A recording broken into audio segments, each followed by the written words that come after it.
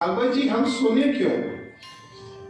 और भागवत जी की कथा हम करते हैं। भागवत जी कथा के साथ साथ हम रामायण जी की कथा भी सुनते हैं। और भागवत जी तो हम दो परंपराएं जो हमारे वैष्णव धर्म में सबसे सर्वोत्तम है। भागवत जी मैं इसलिए प्रारंभ यहाँ इस विषय से करना चाहूंगा पहले, क्योंकि भागवत जी कथा आपको सब कुछ मालूम है, पर भागवत जी का प्रारंभ और जो उसका अंतिम क्षण है, जो उसकी पूर्णता है, वो हमें हम लोग हो जाते हैं। क्योंकि अंतिम में तो हमें प्रसाद का समय ध्यान होने लग जाता है कि हाँ वो प्रसाद बनाने का समय होने वाला है, फटाफट जी महाराज जी जो व्यास पीठ है वो पूरा करें और हमें उसमें, क्योंकि समय इतना वहां हो जाता है कि हमें उसका ध्यान है। तो पूर्णता देखिए, जब आप कोई कार्य प्रारंभ करते हैं तब सबसे महत्वपूर्ण विषय आपको ध्यान देना चाहिए, क्योंकि प्रारंभ में कहीं गलती हो गई तो आप देखिए अंततः आप ये मान के चलिए कि आपने अपने शिक्षा काल में कोई ऐसा शब्द या अल्फाबेट में, आपको वो बहुत बारीकी चीज बता देना चाहता हूं, आपने कोई भी एक अल्फाबेट गलत बनाना सीखा तो आज तक आप वही अल्फाबेट गलत ही बना रहे हैं। वो कोई भी अल्फाबेट हो सकता है।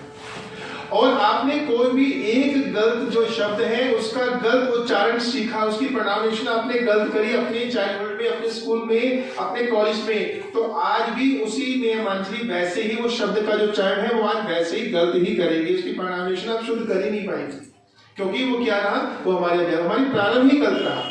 भले हम कितने क्वालिफाइड हो जाए, कितने अच्छे शिक्षित हो जाए, कितनी बड़ी पोस्ट पे आ जाए, पर जब आप स्पेलिंग लिखोगे तो आपको वो अल्फाबेट बनाएंगे, जो भी आपने ओ गलत बना, आपको एम गलत बनता है आपसे, कई लोगों का एम सही नहीं बनता, कई लोगों का डब्ल्यू अच्छा नहीं बनता, तो वो शुरू से गलत हुआ तो आज तक वो गलती बनाते ले जाते हैं, वो स्पेलिंग सही कर ही नहीं पाते। तो क्या रहा, प्रारंभ हमारा ठीक नहीं रहा। तो हम प्रारंभ की बात करते हैं।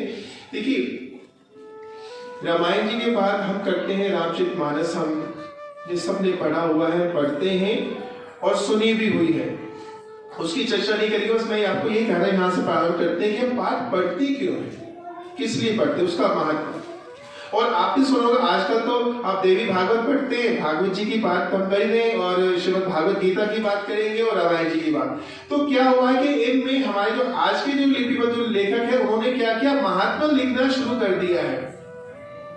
महात्मा जरूर पढ़ लेते हैं और आप देखिए, मुझे की बात है, हम आप भी उन्हीं लोगों में से हैं कि हम क्या करते हैं, महात्मा पढ़ लेते हैं, अध्याय को छोड़ देते हैं, चलो अध्याय में क्या लिखा हो, बस महात्मा आ गया ना। जैसे हम बच्चों को क्या कहते हैं जी, वो स्कूल में एग्जाम होता है ना, तो उसको पहले समरी याद कर ले, बेटे तुझे मालूम है कि पेपर में, आजकल आज टेक्स्ट बुक में भी आना शुरू हो गया, हमारे टाइम में ऐसा नहीं था। आज ही टेक्स्ट बुक में ऊपर समरी आ जाती है कि इस चैप्टर में क्या क्या चीजें, वो इंपॉर्टेंट चीजें बता देते हैं।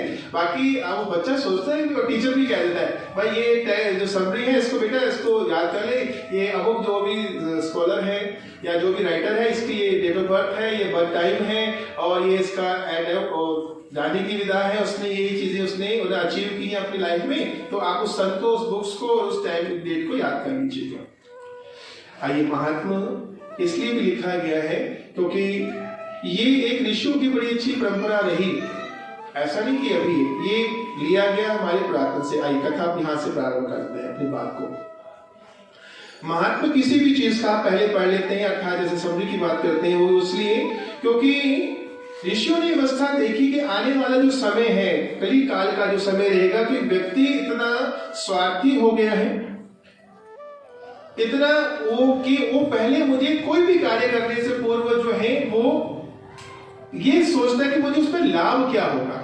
जैसे बच्चे आप उसे कोई चीज बोलो, बेटा ये काम कर दो, तो मैं क्यों करूं, तो हम क्या करते हैं, उसको लालच दे देते हैं, तो ये टॉफी भी देंगे, तो ये चॉकलेट देंगे, तो ये काम कर देंगे। तो बच्चा क्या करता है, बच्चे को उसका कार्य से मतलब नहीं है, बच्चा सिर्फ उस चॉकलेट या टॉफी के चक्कर में उस चीज को कर देता है। वजह क्या हुआ, उस टॉफी चॉकलेट का मतलब क्या हुआ, उसका मतलब ये हुआ कि बच्चे ने कार्य तो कर दिया, पर उस कार्य के लिए क्यों किया, वो किस लिए कराया गया, उसका महत्व उसको नहीं मिला। क्योंकि हम आप तो सब लोग जो है क्या है, वो बहुत ज्यादा स्वार्थी हो गए, लोभी हो गए हैं, और हम हर चीज में स्वार्थ को ढूंढते हैं। मैं ये काम क्यों करूं, तो क्यों वाला जो क्वेश्चन मार्क है वो हमारे जीवन में आ गया है, और शायद इसी वजह से हम बाकी चीजों में तो आगे हो गए हैं, समाज की दूसरी चीजों में हम बहुत आगे हो गए। हम ये कार्य क्यों करें, ये इसलिए करें, मैं गाड़ी क्यों सीखूं, इसलिए गाड़ी चलानी आ जाएगी। पर धर्म में मामले में हम पीछे आगे, बाकी सब कार्यों में आगे, क्योंकि हर कार्य में पहले उसकी महत्ता उन्होंने बतानी शुरू कर दी है, तो इसलिए हमारा इंटरेस्ट उसमें आ गया। और हमारी महत्ता वो आपसे यही पूछ लेता है, चलो यही प्रारंभ यहीं से कर लेते हैं कि मैं वीरवार के दिन कपड़े क्यों ना धोऊं। अब बहू ने सास को बोला, सास ने अपनी सासू माँ से पूछा, या रिवर्स कर लीजिएगा, सासू ने बेटी से पूछ लिया कि तू क्यों धो रही है। अब क्या चीज, अब दोनों को इसका उत्तर नहीं मालूम। उसको ये नहीं मालूम मैं क्यों धो रही हूँ, और वो उसको ये नहीं मालूम कि मैं उसको मना किस बात पे नहीं कर दूं, क्योंकि अब पढ़ी लिखी बहू आ रही है, अब उसको मालूम है। अब वो क्योंकि अहम भाव है, क्योंकि मैं सासू माँ हूँ, अब मेरी बात अगर नहीं मानती है तो बेजान लग जाएगी, तो मेरी बेजान खुद से आत्मग्लानि हो जाती है उसको। देखिए ये यहाँ स्वार्थ यहाँ से प्रारंभ हो जाता है। तो आप देखिए हम इसलिए धर्म के क्षेत्र में सबसे नीचे की सीढ़ी पर है, गर्त में आ गए। तो इसलिए शायद ऋषियों ने व्यवस्था बनाई, हमारे आचार्य ने व्यवस्था बना दी है कि भागवत जी की जो कथा लिखी गई है उन्होंने इसका महत्व पहले लिख दिया। आपको पता चले भागवत जी पढ़ क्यों रहे, और आपको ये शायद जान के हैरानगी होगी, भागवत जी की जो प्रस्तावना है, भागवत जी का जो महात्मा है, उसका वर्णन स्कंद पुराण में मिलता है। भागवत जी की अपनी कथा का जो ये जो बाद में ऐड किया गया है, इसकी भागवत जी में जो भागवत जी का जो महात्मा है, शायद आप लोगों को ये चीज मालूम ही नहीं होगी, क्योंकि इसके बारे में भागवत जी से जब लिखी गई श्रीमद् भागवत जी, तो वेद व्यास जी ने स्कंद पुराण से पूर्व के पुराण में भागवत जी के बारे में वर्णन किया था। और भागवत जी का जो महात्मा है, महात्मा में 6 अध्याय लिख दिए गए। और महात्मा में हम क्या देखते हैं, समरी में कितने थे, 4 लाइनें, हद से 5 लाइनें, और मैक्सिमम हाईएस्ट जो है वो 10 लाइन्स में हम उसको कंप्लीट करते हैं, 10 लाइनों में वो पूरा कर देते हैं उसकी समरी को। पर भागवत जी में वेद व्यास जी ने 6 अध्यायों का महात्मा लिख दिया गया है।